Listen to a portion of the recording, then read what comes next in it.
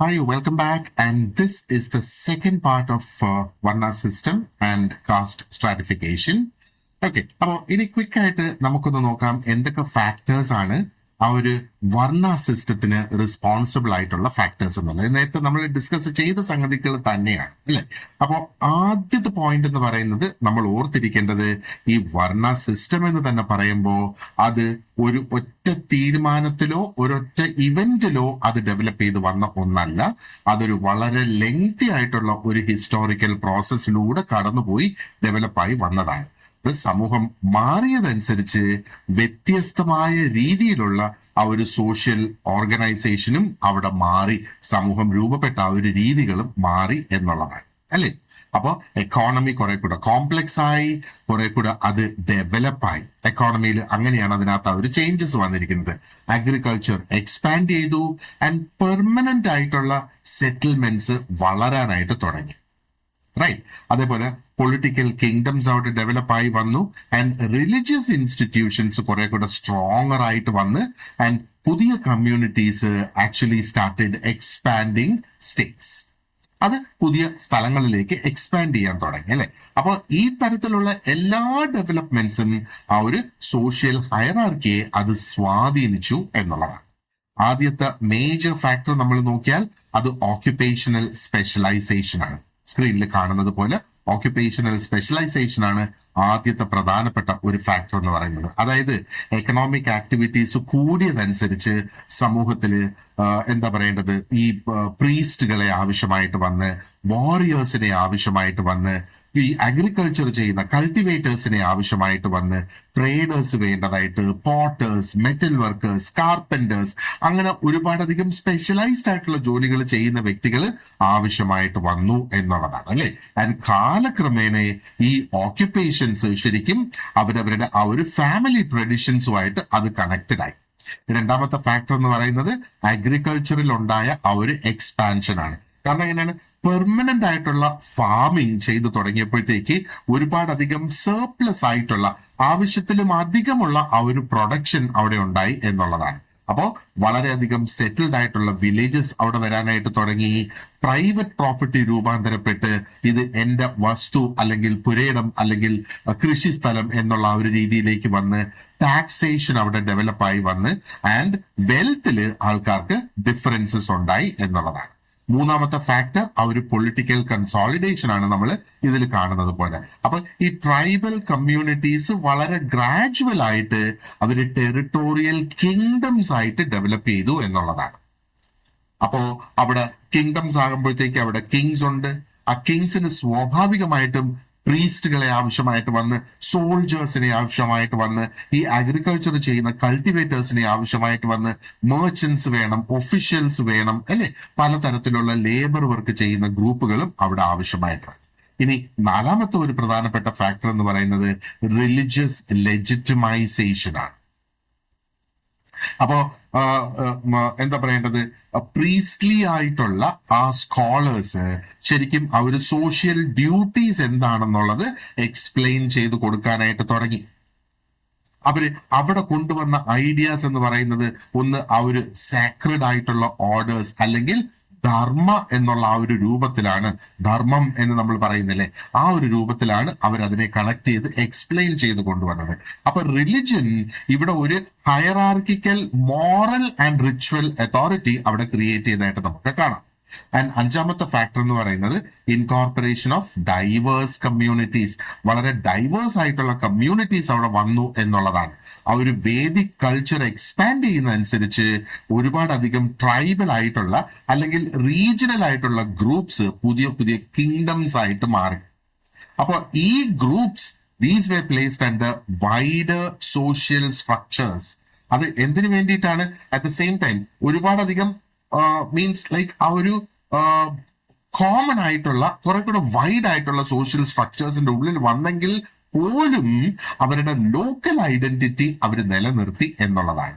അപ്പോൾ അങ്ങനെ നമ്മൾ നോക്കിയിരുന്നാലും ശരി, ഈ വർണ്ണ സിസ്റ്റം എമേർജ് ചെയ്തിരിക്കുന്നത് എങ്ങനെയാണ്?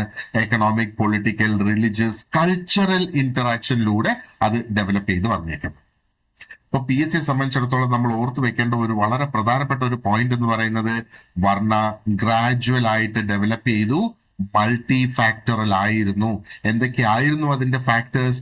Occupation, agriculture, politics, religion, culture, ഇതെല്ലാം, ഈ ശക്തികളെല്ലാം ഒരേപോലെ സ്വാധീനിച്ചു എന്ന് വേണമെങ്കിൽ നമുക്ക് അതിനകത്ത് പറയാം, അല്ലെ?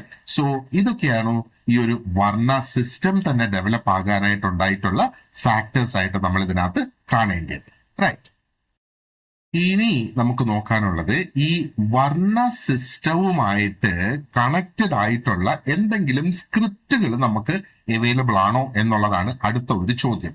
അല്ലെങ്കിൽ ഒരു പക്ഷേ PSC നമ്മളോട് ചോദിക്കാം, ഈ വർണ്ണ സിസ്റ്റത്തിന്റെ പ്രൂഫ് ആദ്യമായിട്ട് എവിടെ നിന്നാണ് കിട്ടിയത് എന്ന് വേണമെങ്കിൽ ചോദിക്കാം. അതിന്റെ ഉത്തരവാണ് പുരുഷ സൂക്ത എന്ന് പറയുന്ന സംഗതി. അതെന്താണ് എന്ന് ഞാൻ പറഞ്ഞുതരാം.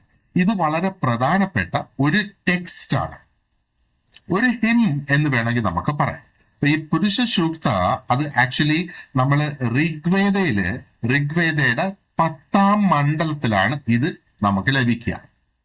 ഇതിന്റെ ഹിം നമ്പർ, അതിനകത്ത് ഹിംസ് ആയിട്ടാണുള്ളത്. ഹിം നമ്പർ 10.90 എന്നാണ് ആ ഒരു ഹിം നമ്പർ. അത് ഒരു പക്ഷെ ഇമ്പോർട്ടന്റ് ആയിരിക്കില്ല, പക്ഷെ ഓർക്കുക ഇത് എവിടെയാണ്? ഋഗ്വേദയിലെ 10ാമത്തെ മണ്ഡലത്തില്, ആൻഡ് അതിന്റെ നമ്പർ 10.90. അപ്പോ കോമ്പറ്റേറ്റീവ് എക്സാംസിനെ സംബന്ധിച്ചിടത്തോളം ഇത് വളരെ പ്രധാനപ്പെട്ട ഒരു ഇൻഫർമേഷൻ ആണ്. ഞാൻ നേരത്തെ പറഞ്ഞതുപോലെ ഒരു ചോദ്യം അഥവാ നമ്മുടെ മുന്നിൽ വരികയാണ്, what is the earliest famous description of the 4 varnas, അല്ലെങ്കിൽ എവിടെയാണ് ഈ ഒരു 4 വർണ്ണാസിന്റെ ഒരു ഡിസ്ക്രിപ്ഷൻ, അതായത് പുരാതനമായ ഒരു ഡിസ്ക്രിപ്ഷൻ നമുക്ക് കിട്ടുക. അപ്പോ അതിന്റെ എക്സ്പെക്റ്റഡ് ആയിട്ടുള്ള ആൻസർ എന്ന് പറയുന്നത് ഋഗ്വേദയുടെ പുരുഷ സൂക്ത എന്നുള്ളതാണ്. അപ്പൊ എന്താണ് ഈ ഒരു പുരുഷ സൂക്തയിൽ ഡിസ്കസ് ചെയ്യുന്നത്? ഈ ഒരു ഹിം ബേസിക്കലി ഡിസ്ക്രൈബ് ചെയ്യുന്നത് പുരുഷ ഒരു ഗ്രേറ്റ് കോസ്മിക് ബീയിങ് ആയിട്ടാണ് ഡിസ്കസ് ചെയ്തിട്ടുള്ളത്. കോസ്മിക് ബീയിങ് എന്ന് പറയുമ്പോൾ പ്രപഞ്ച സത്ത എന്ന് വേണമെങ്കിൽ നമുക്ക് പറയാം. അതായത് ഈ പുരുഷയുടെ ആ ഒരു സ്ട്രാറ്റിഫിഷ്യൽ ഡിവിഷനിലൂടെയാണ് ഈ ഒരു യൂണിവേഴ്സിന്റെ വ്യത്യസ്തമായ ഭാഗങ്ങളും അതേപോലെ സമൂഹവും രൂപപ്പെട്ടത് എന്നാണ് ഇതിനകത്ത് ബേസിക്കലി പറയുന്നത്. അപ്പൊ ഈ ഒരു ഹിം നമ്മൾ നോക്കുവാണെന്നുണ്ടെങ്കിൽ ഇതിനകത്ത് പറയുന്നത് ഈ ബ്രാഹ്മണ emerged from the mouth of the പുരുഷ. ഈ പുരുഷയുടെ വായിലൂടെയാണ് ആ ബ്രാഹ്മണ എമേർജ് ചെയ്തതെന്ന് പറയുന്നത്. ആൻഡ് ക്ഷത്രിയ എമേർജ് ചെയ്തത് പുരുഷയുടെ ആംസിലൂടെയാണ് എന്നാണ് പറയുന്നത്. ആൻഡ് വൈശ്യയുടെ ആ ഒരു എമർജൻസ് എങ്ങനെയാണ്? തൈസിൽ നിന്ന്, തൊടയിൽ നിന്ന് വന്നു എന്നുള്ളതാണ്. ആൻഡ് ശൂദ്രയുടെ എമർജൻസ് എന്ന് പറയുന്നത് പാദങ്ങളിൽ നിന്ന്, ഫീറ്റിൽ നിന്നാണ്. അപ്പൊ നോക്ക്, ഇവിടെ ഒരു സിംബോളിക് ആയിട്ടുള്ള ഒരു ഡിസ്ക്രിപ്ഷൻ ആണ് നമുക്ക് ഇതിനകത്ത് ഈ കാണുന്നത്, അല്ലെ? അപ്പം മൗത്ത് യൂഷ്വലി അതിന്റെ ആ ഒരു സിംബോളിസം ഞാൻ പറയുകയാണ്. വായ് ഇസ് അസോസിയേറ്റഡ് വിത്ത് വാട്ട്? വായ് സ്പീച്ചുമായിട്ട് അസോസിയേറ്റഡ് ആണ്, സേക്രഡ് ആയിട്ടുള്ള നോളജുമായിട്ട് അസോസിയേറ്റഡ് ആണ്, ടീച്ചിങ്ങുമായിട്ട് അസോസിയേറ്റഡ് ആയിട്ടുമാണ്. ഈ റിച്വൽസിന് വേണ്ടിയിട്ട് നമ്മൾ ഒരു എന്താ പറയേണ്ടത്, ഈ അമ്പലങ്ങളിലും പള്ളികളിലും ഒക്കെ ചെയ്യുന്ന ആ റിച്വൽസ് ഉണ്ടല്ലോ, അതിന് വേണ്ടിയിട്ട് ആ ഒരു എന്താ പറയേണ്ടത്, സ്തോത്രങ്ങളൊക്കെ ചൊല്ലുന്ന അതിനും വായു തന്നെയല്ലേ ഇവിടെ ഉപയോഗിക്കുന്നത്. അതുകൊണ്ട് അത് ബ്രാഹ്മണയുമായിട്ട് കണക്ട് ചെയ്തേക്കാം. ആൻഡ് ഈ ആംസ് എന്തിനെയാണ് റെപ്രസെന്റ് ചെയ്യുന്നത്? ഒന്ന് ശക്തിയെ റെപ്രസെന്റ് ചെയ്യുന്നു, പ്രൊട്ടക്ഷനെ റെപ്രസെന്റ് ചെയ്യുന്നു, വാർഫെയർ യുദ്ധങ്ങളെ റെപ്രസെന്റ് ചെയ്യുന്നു, ആൻഡ് അധികാരം അതോറിറ്റിയെ റെപ്രസെന്റ് ചെയ്യുന്നു. അപ്പോ അത് ക്ഷത്രിയയുമായിട്ട് കണക്ട് ചെയ്തിരിക്കുന്നു. ആൻഡ് തൈസ്, നമ്മുടെ തൊട എന്ന് പറയുന്നത് അതെന്താ ചെയ്യുന്നത്? ആ ശരീരത്തിന് ഒരു ഫുൾ സപ്പോർട്ടാണ് ആയിട്ടാണ് വരുന്നത്, അല്ലേ? And it is also associated with economic support and production. അപ്പോ അത് വൈശ്യയുമായിട്ട് കണക്റ്റഡ് ആണ്. ആൻഡ് ഫീറ്റ് എന്താണ് ചെയ്യുന്നത്? ഫീറ്റ് ആണ് ആ ഒരു ഫൗണ്ടേഷൻ തരുന്നത്. ആൻഡ് ആ ഒരു ശരീരത്തിന്റെ കംപ്ലീറ്റ് ശരീരത്തിന്റെ മൂവ്മെന്റിന് വേണ്ടിയിട്ടുള്ള ആ ഒരു സപ്പോർട്ട് തരുന്ന സംഗതിയാണ് നമ്മുടെ പാദങ്ങൾ എന്ന് പറയുന്നത്. So that is connected with Shudra. ഇതാണ് അതിന്റെ ആ ഒരു സിംബോളിക് റിലേഷൻ എന്ന് പറയുന്നത്. അപ്പൊ ഈ ഒരു ഹിം സൊസൈറ്റിയെ തന്നെ പ്രസന്റ് ചെയ്യുന്നത് എങ്ങനെയാണ്? ഒരു ഇന്റഗ്രേറ്റഡ് ആയിട്ടുള്ള ഒരു കോസ്മിക് ബോഡി ആയിട്ട് ഇത് പ്രസന്റ് ചെയ്യും. അപ്പോ വ്യത്യസ്തമായ ഗ്രൂപ്പ്സിന് വ്യത്യസ്തമായ ഫങ്ഷൻസ് പെർഫോം ചെയ്യാനുണ്ട്. ആൻഡ് ഇതെല്ലാം കൂടെ ചേർന്നാണ് ആ ഒരു ലാർജ് സോഷ്യൽ ഓർഗാനിസം ആയിട്ട് മാറുന്നത്. അപ്പൊ ഒരുപാട് സ്കോളേഴ്സിന് പല രീതിയിലുള്ള ഇന്റർപ്രിട്ടേഷൻ ഇവിടെ ഉണ്ട്. കാരണം ഇത് ഒരു ഇമേജറി അതെടുത്ത് അതിനെ ഒന്ന് ഇന്റർപ്രറ്റ് ചെയ്ത്, ഒരു കവിത തന്നെയാണ്, അതിനെ ഒന്ന് ഇന്റർപ്രറ്റ് ചെയ്ത് കൊണ്ടുവന്നിരിക്കുകയാണ് അല്ലെ. അപ്പോ ഒന്ന് ആ ഒരു ഫങ്ഷണൽ ഇന്റർഡിപെൻഡൻസ് നമുക്ക് ഇവിടെ കാണാം. ഈ പറഞ്ഞിരിക്കുന്ന എല്ലാ ഫങ്ഷൻസും വേണം ഒരു സമൂഹത്തിന് നിലനിന്ന് മുമ്പോട്ട് പോകുന്നതിന് വേണ്ടിയിട്ട് അല്ലെ. അപ്പൊ ഇവിടെ ബേസിക് ഐഡിയ എന്താണ്? ഒരു സമൂഹത്തിന് നിലനിന്ന് പോകണമെങ്കിൽ ഒന്ന് അവിടെ നോളജ് വേണം, രണ്ട് സംരക്ഷണം അല്ലെങ്കിൽ പ്രൊട്ടക്ഷൻ അവിടെ വേണം, പ്രൊഡക്ഷൻ അവിടെ വേണം, ആൻഡ് ലേബർ വർക്ക് ചെയ്യാനുള്ള വ്യക്തികളും അവിടെ വേണം. അതേസമയം ഈ ഒരു ഗ്രൂപ്പ്സിന്റെ അറേഞ്ച്മെന്റ് ഉണ്ടല്ലോ, that arrangement that we have seen through different parts of the body, അതിന് പിന്നീട് ഒരു ഹയറാർക്കിക്കൽ ഇന്റർപ്രിട്ടേഷനും അവിടെ കൊണ്ടുവന്നു എന്നുള്ളത്. അപ്പോൾ റിലീജിയസ് ആയിട്ടുള്ള ലീഗൽ ആയിട്ടുള്ള ട്രഡീഷൻസ് എന്താ ചെയ്തത്? ഈ സെയിം പോയത്തിനെ അല്ലെങ്കിൽ ഈ ഒരു ഹിമ്മിനെ എടുത്തിട്ട് they used it to justify differences. ആ ഒരു റിച്വൽ സ്റ്റാറ്റസിലും ഹെറിഡിറ്ററി പൊസിഷൻസിന്റെ ഒക്കെ അത് എന്തുകൊണ്ട് അത് നിലനിൽക്കണം എന്ന ഒരു ന്യായം കണ്ടെത്താൻ വേണ്ടിയിട്ട് അവർ അത് ഉപയോഗിച്ചു എന്നുള്ളതാണ്. അപ്പോ പുരുഷ സൂക്ത ദാറ്റ് ബിക്കെയിം എക്സ്ട്രീംലി ഇൻഫ്ലുവൻഷ്യൽ. പ്രത്യേകിച്ചും ഈ ഒരു ഫോർ ഫോൾഡ് വർണ്ണ സിസ്റ്റത്തിന്റെ ഒരു എക്സ്പ്ലനേഷൻ തരുന്നതിന് വേണ്ടിയിട്ട് ഈ പുരുഷ സൂക്ത വളരെയധികം ഇൻഫ്ലുവൻഷ്യൽ ആയി മാറി എന്നുള്ളതാണ്. ഇപ്പൊ പി എസ് സിയെ സംബന്ധിച്ചിടത്തോളം നമ്മളിവിടെ ഓർക്കുക, ഇത് ഒരു ഫാക്ച്വൽ ഇന്റർപ്രിട്ടേഷൻ കൂടിയാണ്, ഒരു ഫാക്ച്വൽ ഇൻഫർമേഷനും ഒരു ഇന്റർപ്രിട്ടേഷനും കൂടെയാണ്. ഋഗ്വേദ ഓർക്കുക, ഋഗ്വേദയിലെ പുരുഷസൂക്ത 10.90 അതാണ് ആ ഒരു കോസ്മിക് ബോഡി ഡിസ്ക്രിപ്ഷൻ തരുന്നത്, ആ ഒരു 4 വർണ്ണാസിൻ്റെത്. ഇത് നമ്മൾ ഒന്ന് ഓർത്തു വെക്കുക. It is good to know information. ഇനി നമുക്ക് വരാൻ പോകുന്ന 2 ചോദ്യങ്ങളിൽ ഒന്ന് ഇതിനെ കണക്ട് ചെയ്തുകൊണ്ടാണെങ്കിലോ എന്നുള്ള ആ ഒരു ഇതിലാണ് ഞാൻ ഈ ഒരു ഇൻഫർമേഷനും കൂടെ ഇവിടെ നിങ്ങളുടെ ക്ലാസ്സിൽ ഇൻക്ലൂഡ് ചെയ്തത്. Okay, now let us move on. ഈ 4 വർണ്ണാസിന്റെ ആ ഒരു സ്ട്രക്ചറും ഫങ്ഷനും അതിന്റെ ആ ഒരു ഹിസ്റ്റോറിക്കൽ എവല്യൂഷനൊക്കെ എങ്ങനെയാണ് എന്ന് നമുക്കൊന്ന് നോക്കാം. അപ്പൊ പ്രധാനപ്പെട്ട പോയിന്റുകൾ നമുക്ക് ഇവിടെ ഡിസ്കസ് ചെയ്യാം. ബാക്കി കുറെ അധികം നിങ്ങളുടെ നോട്ട്സിലും ഞാൻ കൊടുത്തിട്ടുണ്ട് എന്നുള്ളതാണ്. ഓക്കെ, അപ്പോ ആദ്യം നമുക്ക് മനസ്സിലാക്കാം ആ ഒരു 4 വർണ്ണാസ് ഒരു സോഷ്യൽ സ്ട്രക്ചർ ആയിട്ട് അതെങ്ങനെയാണ് നിലനിൽക്കുന്ന എന്നുള്ളത് നമുക്ക് നോക്കാം. അപ്പോ ഈ ഒരു 4 ഫോൾഡ് വർണ്ണ സിസ്റ്റം ആണല്ലോ ഏറ്റവും അധികം ഇൻഫ്ലുവൻഷ്യൽ ആയിട്ടുള്ള സമൂഹത്തിന്റെ ഓർഗനൈസേഷനുള്ള ഒരു മോഡലായി മാറിയത്. ഇത് നമ്മൾ ഓൾറെഡി ചർച്ച ചെയ്ത സംഗതി തന്നെയാണ് അല്ലെ. അത് എന്തൊക്കെയാണ് ആ ഒരു 4 വർണ്ണാസ് എന്ന് പറയുന്നത്? ബ്രാഹ്മണ, ക്ഷത്രിയ, വൈശ്യ, ശൂദ്ര, ഇത് 4 അപ്പോ ഇതിന്റെ ആ ഒരു പുരാതനമായ രൂപത്തിൽ നമ്മൾ നോക്കുവാണെന്നുണ്ടെങ്കിൽ ഹിസ്റ്റോറിയൻസ് പൊതുവെ ഈ ഒരു വർണ്ണയെ മനസ്സിലാക്കുന്നത് ഡിവിഷൻ ഓഫ് ലേബർ എന്ന നിലയിലാണ് ഈ വർണ്ണയെ മനസ്സിലാക്കുന്നത്. അതിന്റെ അർത്ഥം എന്താണ്? Different groups perform different functions in society. വ്യത്യസ്തമായ ഗ്രൂപ്പുകൾ വ്യത്യസ്തമായ ഫങ്ഷൻസ് പെർഫോം ചെയ്തു എന്നുള്ളതാണ്. അപ്പൊ ഒരു ഗ്രൂപ്പ് ഫോക്കസ് ചെയ്തിരുന്ന എന്തിലാണ്? ആ ഒരു റിച്വൽസ് ഒക്കെ പഠിക്കുന്നതിൽ ഫോക്കസ് ചെയ്തു അല്ലെ. മറ്റൊരു ഗ്രൂപ്പ് എന്തിലാണ്? പ്രൊട്ടക്ഷനിലും ഗവർണൻസിലും ഫോക്കസ് ചെയ്തു. മറ്റൊരു ഗ്രൂപ്പ് അഗ്രികൾച്ചറിലും ട്രേഡിലും ഫോക്കസ് ചെയ്തു. ആൻഡ് ഈ 4ാമത്തെ ഗ്രൂപ്പ് ആ ഒരു labour work, manual work, service അങ്ങനെയുള്ള ആ ഒരു ജോലിയിലേക്ക് അവർ ഫോക്കസ് ചെയ്തു. അപ്പോ ഇവിടത്തെ ഒരു പ്രധാനപ്പെട്ട വാക്കെന്ന് പറയുന്നത് ഇതാണ്, സ്വധർമ്മ എന്നാണ്. ഇതൊരു പ്രധാനപ്പെട്ട ഒരു വാക്കാണ്. ഇവിടെ എന്താ പറഞ്ഞേക്കുന്നത്?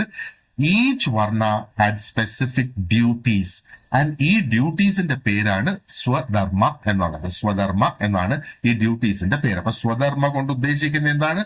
ഒരു വ്യക്തിയുടെ സ്വന്തം ഡ്യൂട്ടി എന്നാണ് സ്വധർമ്മ കൊണ്ട് ഉദ്ദേശിക്കുന്നത്. അപ്പം ഏൻഷ്യന്റ് ആയിട്ടുള്ള പുരാതനമായിട്ടുള്ള ഇന്ത്യൻ തിങ്കേഴ്സ് വിശ്വസിച്ചിരുന്നത് ഓരോ വ്യക്തിക്കും ഡ്യൂട്ടീസ് ഉണ്ടായിരുന്നു.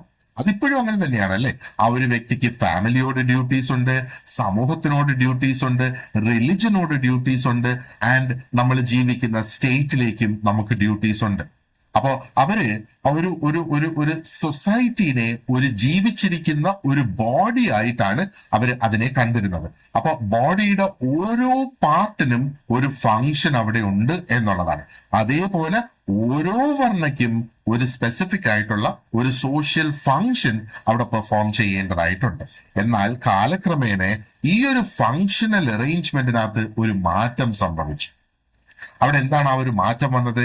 ഈ റിച്വൽ സ്റ്റാറ്റസ്, അതായത് ദൈവങ്ങളുമായിട്ട് ബന്ധപ്പെട്ടിട്ടുള്ള സംഗതികള് ഏറ്റവും അധികം ഇമ്പോർട്ടന്റ് ആയിട്ടുള്ള ഒന്നായിട്ട് മാറി.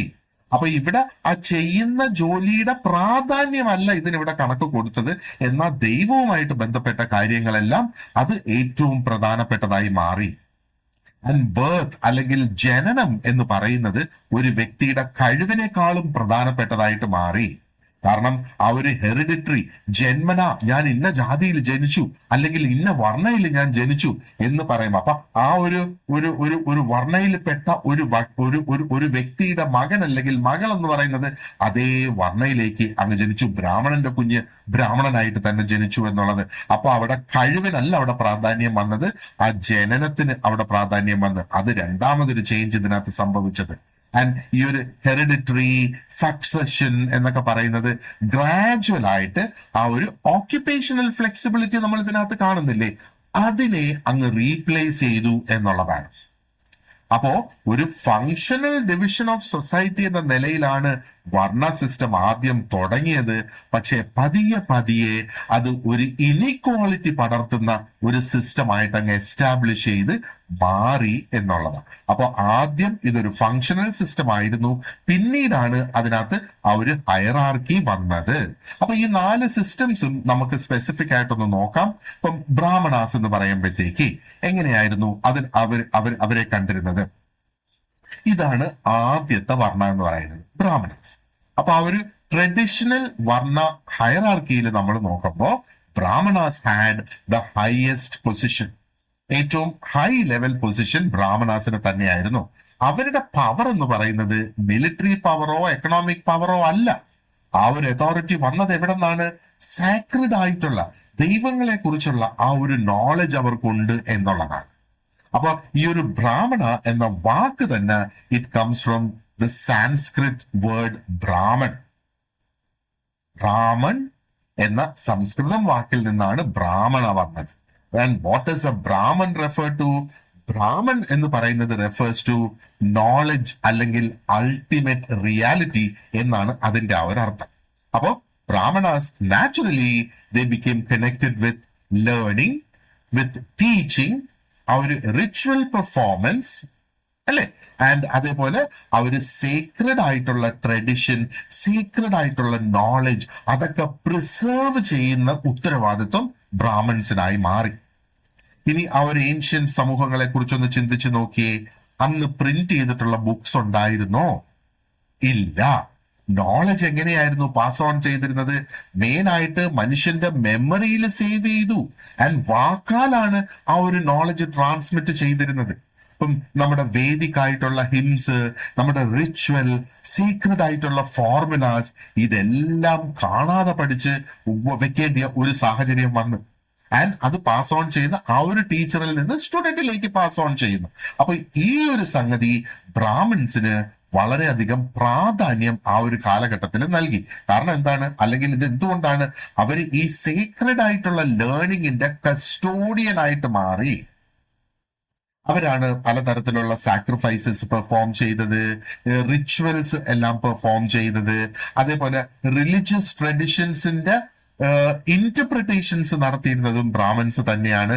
ആൻഡ് ധർമ്മയെ അടിസ്ഥാനപ്പെടുത്തിക്കൊണ്ടുള്ള എല്ലാ അഡ്വൈസും സമൂഹത്തിന് ധർമ്മ എന്നുള്ള രീതിയിൽ ബ്രാഹ്മൺസിന്റെ കയ്യിൽ നിന്നായിരുന്നു വന്നുകൊണ്ടിരുന്നത്.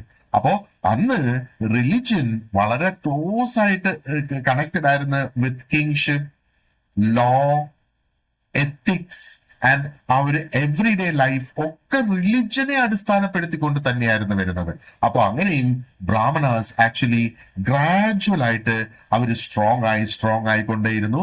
കാരണം ഇന്റലക്ച്വലി അവർക്ക് സ്വാധീനിക്കാൻ കഴിഞ്ഞ്, അതേപോലെ ആ ഒരു സമൂഹത്തിനെ കംപ്ലീറ്റ് ആയിട്ട് സ്വാധീനിച്ച് അങ്ങനെയാണ് ആ ഒരു സമൂഹത്തിന്റെ മുകളിൽ എത്തിയത് എന്ന് നമുക്ക് പറയാം.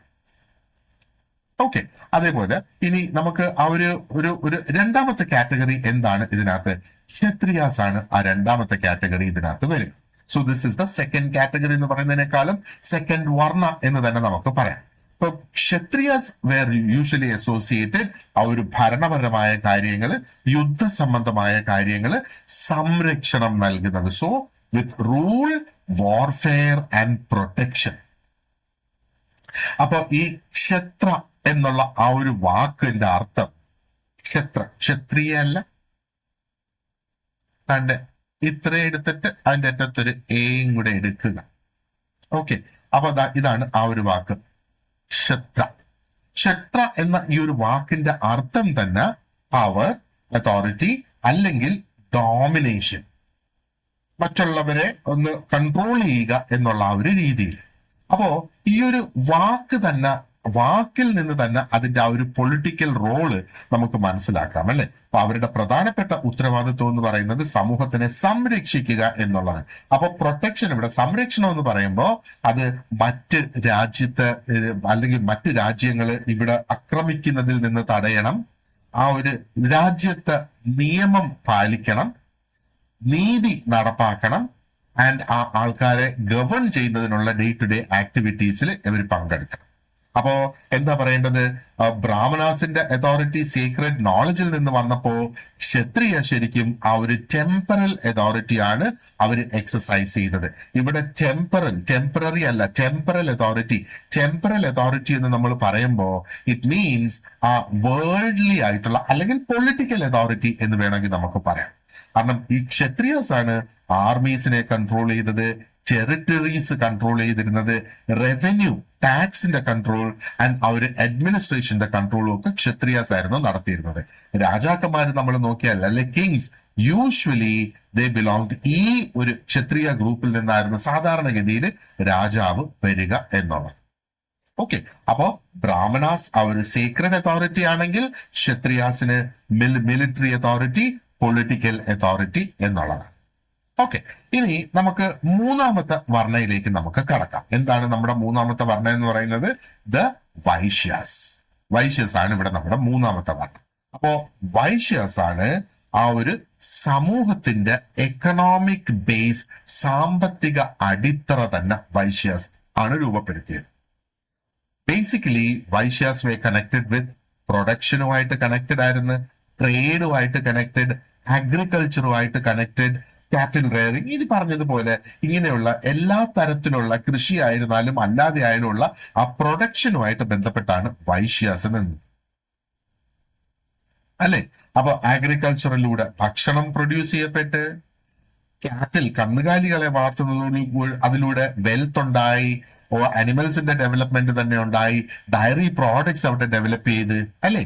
അപ്പൊ ബേസിക്കലി നമ്മൾ നോക്കുവാണെന്നുണ്ടെങ്കിൽ കോമേഴ്സ് അല്ലെങ്കിൽ ട്രേഡിലൂടെയൊക്കെ വെൽത്ത് ക്രിയേറ്റ് ചെയ്യാനായിട്ട് സാധിച്ചു.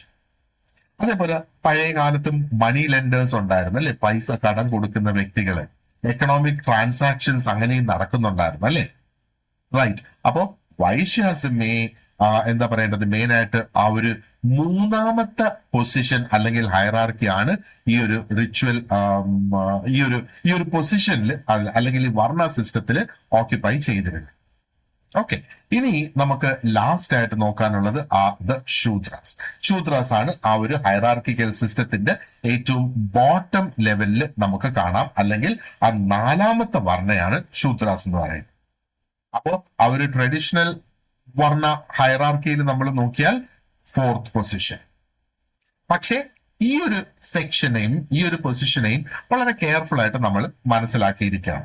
ആ പുരാതനമായ Vedic references to Shudras are very limited. ഒത്തിരി അധികം റെഫറൻസസ് ഇല്ല. ഈ ഒരു കാരണം കൊണ്ട് തന്നെ historians actually find it difficult to reconstruct their earliest social position. ഒരു ഉറപ്പോടുകൂടി ശൂദ്രാസിന്റെ ആ ഒരു സോഷ്യൽ പൊസിഷൻ നമുക്ക് ഡെവലപ്പ് ചെയ്യാനായിട്ട് സാധിക്കില്ല, കാരണം ഒത്തിരി അധികം റെഫറൻസസ് ഇല്ല. പിന്നീട് വന്നിട്ടുള്ള ആ ഒരു ബ്രാഹ്മണിക്കൽ ലിറ്ററേച്ചർ നമ്മൾ നോക്കുകയാണെന്നുണ്ടെങ്കിൽ ശൂദ്രാസിന്റെ ആ ഒരു അസോസിയേഷൻ എന്ന് പറയുന്നത് സർവീസ് ഓക്യുപ്പേഷൻസും ആയിട്ടാണ്. അപ്പൊ അവരിൽ നിന്ന് മെയിൻ ആയിട്ട് പ്രതീക്ഷിച്ചിരിക്കുന്നത് ഈ ഒരു 3 ഹയർ ആയിട്ടുള്ള വർണ്ണാസിനെ സെർവ് ചെയ്യുക, മീൻസ് അവരുടെ ജോലിക്കാരായിട്ടോ അടിമകളായിട്ടോ ഒക്കെ നിൽക്കുക എന്നുള്ളതാണ്. പക്ഷെ അതിന്റെ ആ ഒരു യഥാർത്ഥത്തിനുള്ള ആ ഒരു ഹിസ്റ്റോറിക്കൽ റിയാലിറ്റി കുറെ കൂടെ ഡൈവേഴ്സ് ആണ് എന്ന് വേണമെങ്കിൽ നമുക്ക് പറയാം. ഒരുപാടധികം ഈ ശൂദ്രയിൽപ്പെട്ട ഗ്രൂപ്പ്സ് അവർ കൾട്ടിവേറ്റേഴ്സ് ആയിട്ട് ജോലി ചെയ്തിട്ടുണ്ട്, ആർട്ടിസ്റ്റൻസ് ആയിട്ട് ജോലി ചെയ്തിട്ടുണ്ട്, ട്രേഡേഴ്സ് ആയിട്ട്, സോൾജേഴ്സ് ആയിട്ട്, പലപ്പോഴും ശൂദ്രാസ് തന്നെ ലോക്കൽ ലീഡേഴ്സ് അല്ലെങ്കിൽ റൂളേഴ്സ് ആയിട്ടും ഒക്കെ പ്രവർത്തിച്ചതായിട്ടുള്ളത് നമുക്ക് കാണാം. അപ്പൊ നമ്മൾ ഇവിടെ ഓർക്കേണ്ട ഒരു പ്രധാനപ്പെട്ട പോയിന്റ് എന്ന് പറയുന്നത് ഈ ഒരു ഹിസ്റ്റോറിക്കൽ മെത്തേഡാണ്. ടെക്സ്റ്റുകൾ എന്താണ് ചെയ്യുന്നത്? അത് ഐഡിയാസിനെ അല്ലെങ്കിൽ ഐഡിയൽസിനെ ഡിസ്ക്രൈബ് ചെയ്യുന്നത്. പക്ഷെ സൊസൈറ്റി എന്ന് പറയുന്നത് ഒരു വ്യത്യസ്തമായ രീതിയിലായിരിക്കും പ്രവർത്തിച്ചിട്ടുണ്ടാവുക. അപ്പോ ഈ ശൂദ്ര കാറ്റഗറി ആക്ച്വലി അത് കാലക്രമേണ അത് മാറി, ആൻഡ് റീജൻ ടു റീജൻ അനുസരിച്ചും അത് മാറി. It was not the same every way. ശൂദ്രയെ സംബന്ധിച്ചിടത്തോളം നമ്മൾ നോക്കിയാൽ it was not the same every way. അപ്പോ ഇനി മറ്റൊരു കോൺസെപ്റ്റും കൂടി ഉണ്ട് നമുക്ക് നോക്കാനായിട്ട്. നമ്മളിപ്പോ ഈ 4 വർണ്ണാസിനെ കുറിച്ചുള്ള ഒരു ബേസിക് അണ്ടർസ്റ്റാൻഡിങ് നമുക്കായി. So what were the avarnas? അവർണ എന്ന് പറയുന്ന ഒരു കോൺസെപ്റ്റും കൂടിയുണ്ട്. ഓക്കെ, അപ്പോ ഈ 4 വർണ്ണയ്ക്കും അപ്പുറത്തേക്ക് നമ്മൾ നോക്കുവാണെന്നുണ്ടെങ്കിൽ വി ക്യാൻ സീ ദ അവർണാസ്.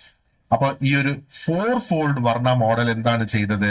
അത് വളരെ അധികം സ്വാധീനം ചെലുത്തി ആ ഒരു ബ്രാഹ്മണിക്കൽ ലിറ്ററേച്ചറില്.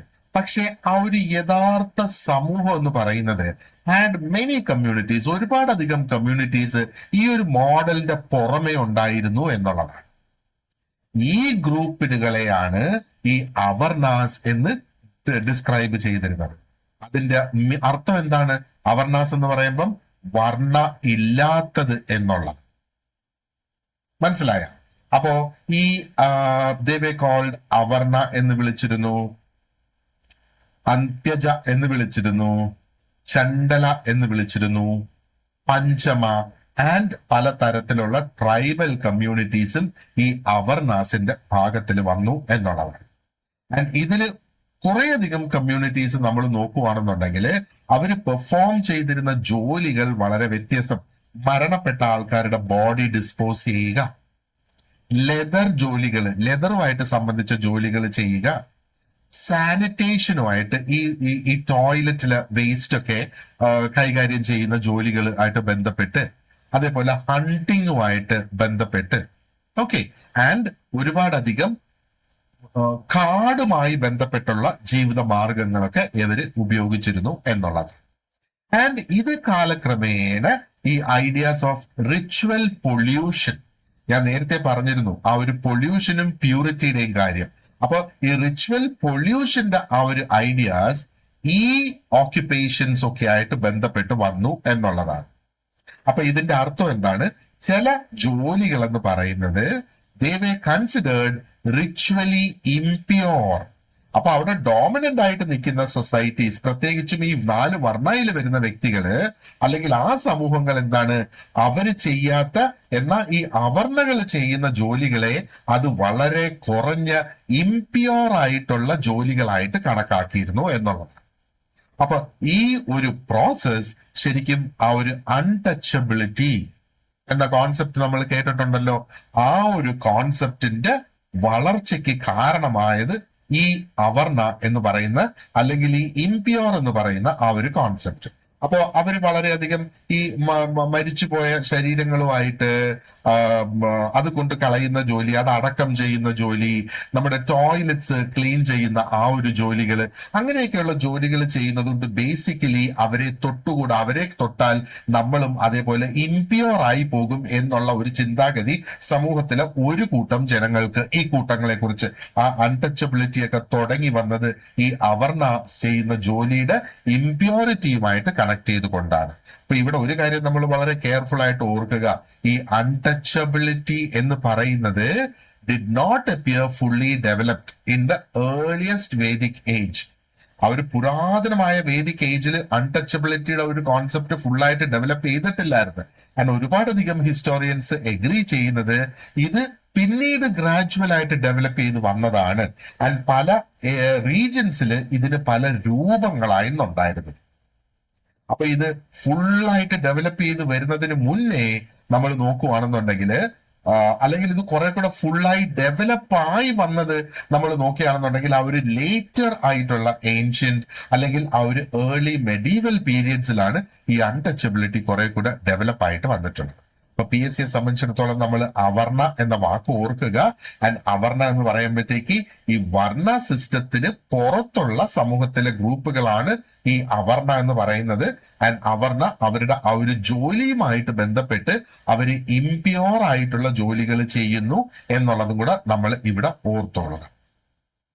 ഓക്കെ, ഇനി നമുക്ക് നോക്കേണ്ടിയ മറ്റൊരു പ്രധാനപ്പെട്ട കോൺസെപ്റ്റ് ആണ് ദിവ്യജ്. ഓക്കെ, ഇതിന് ദിവ്യജ എന്നൊക്കെ ഇംഗ്ലീഷിൽ എഴുതിയേക്കുന്നെങ്കിലും ദിവ്യജ് എന്നാണ് ഇതിന്റെ ആ ഒരു സംസ്കൃത വാക്ക്.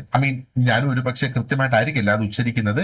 ദിവ്യജ് എന്നാണ് ഇതിന്റെ സംസ്കൃതം എന്ന് പറഞ്ഞ് ഹിന്ദി ലിപിയിൽ ദിവ്യജ് എന്നാണ് ഇതിനെ എഴുതിയിരിക്കുന്നത്. അതുകൊണ്ടാണ് ഞാൻ അത് അങ്ങനെ വായിച്ചത്. Okay, so let us understand ഈ ദിവ്യജിന്റെ കോൺസെപ്റ്റ് എന്താണ്. അപ്പൊ ദിവ്യജ് എന്ന് പറഞ്ഞാൽ ബോൺ ട്വൈസ്. അപ്പൊ എന്താണ് ഈ ഒരു ബോൺ ട്വൈസ് എന്ന് പറയുന്നത്? ആദ്യത്തത് ആ ഒരു ഫിസിക്കൽ അല്ലെങ്കിൽ ബയോളജിക്കൽ ബർത്ത് എന്ന് വേണമെങ്കിൽ നമുക്ക് പറയാം.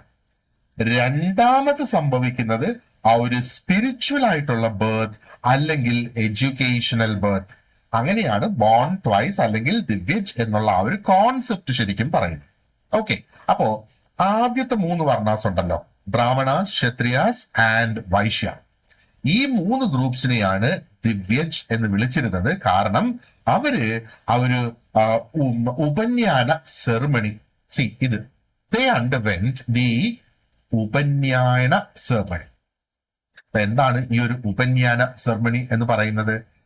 ഈ ഉപന്യാന എന്ന് പറയുന്നത് is the initiation into formal learning. അതായത് ഫോർമൽ ആയിട്ടുള്ള ലേണിംഗ് എപ്പോഴാണ് നടക്കുന്നത്? ഒരു ടീച്ചർ ഉണ്ടായിരിക്കണം. അന്നത്തെ കാലത്ത് ടീച്ചറിന്റെ പേരെന്താണ്? ഗുരു.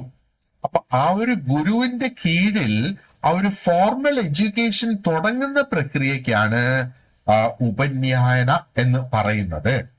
അപ്പം ആ ഒരു സെറിമണിക്ക് ശേഷം സ്റ്റുഡന്റ് വിൽ എൻറ്റർ ദ ആശ്രമം. ആ ഒരു ബ്രഹ്മചാരിയുടെ ആശ്രമത്തിലേക്ക് കടക്കുന്നു പഠനത്തിന്റെ ആവശ്യങ്ങൾക്കായിട്ട്. ആൻഡ് ആ ഒരു സ്റ്റുഡന്റിന്റെ ലൈഫ് അവിടെ തുടങ്ങുന്നു എന്നുള്ളത്. അപ്പൊ ഈ പഠിക്കുന്ന ഒരു കാലഘട്ടത്തില് അല്ലെങ്കിൽ അവർ പഠിച്ചിരുന്ന സബ്ജക്ട് എന്ന് പറയുന്നത് വേദാസ് പഠിച്ചിരുന്നു, എത്തിക്സ് പഠിച്ചിരുന്നു, ഗ്രാമർ, ഫിലോസഫി, റിച്വൽസ്, മാത്സ് പഠിച്ചിരുന്നു, ആസ്ട്രോണമി പഠിച്ചിരുന്നു, ആൻഡ് മറ്റനേകം യൂസ്ഫുൾ ആയിട്ടുള്ള ബ്രാഞ്ചസും അവർ പഠിച്ചിട്ടുണ്ട് എന്നുള്ളത്. അപ്പോ ക്ഷത്രിയാസ് പ്രധാനമായിട്ട് എന്താണ്? ആ ഒരു മിലിറ്ററി സർവീസും കൂടെ അവർക്ക് പഠിക്കേണ്ടതായിട്ടുണ്ടായിരുന്നു.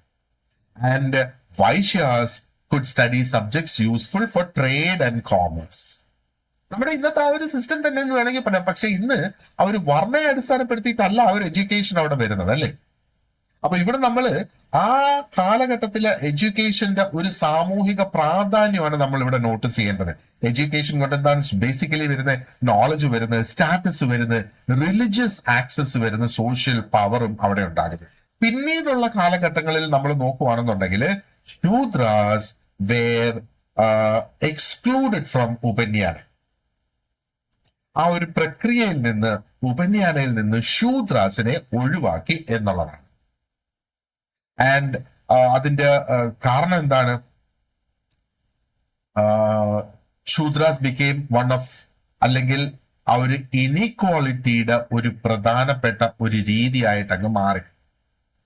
അപ്പം ശൂദ്രാസിനെ എന്തുകൊണ്ട് എക്സ്ക്ലൂഡ് ചെയ്തു എന്നുള്ളത് നമ്മൾ നോക്കണ്ട.